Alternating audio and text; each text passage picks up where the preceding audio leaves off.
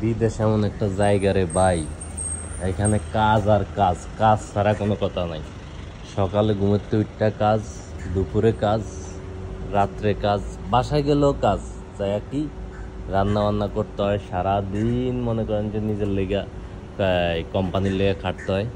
রাত্রবেলা গেলে একটু নিজের লেগেও খাটতে হয়, এরপরে ঘুম, আবার সকালে উঠলে কাজ। এইভাবে আসলে প্রবাস জীবন চলে। আর সারাদিন রাত কাজের মধ্যে থাকতে, একটা বলতে গেলে কাজের মধ্যে থাকতে, কাজ ছাড়া কোনো কথা নেই।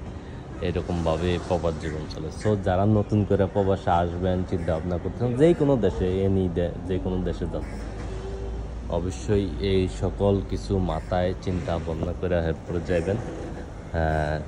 এই সকল জিনিস মাথায় নিয়ে বাইকটা চিন্তা বিদেশ যাবেন। অনেক পরিশ্রম করার চিন্তা ভাবনা মন মাথা থাকলে অবশ্যই প্রবাসে যাবেন, তাহলে শাইনিং করতে পারবেন।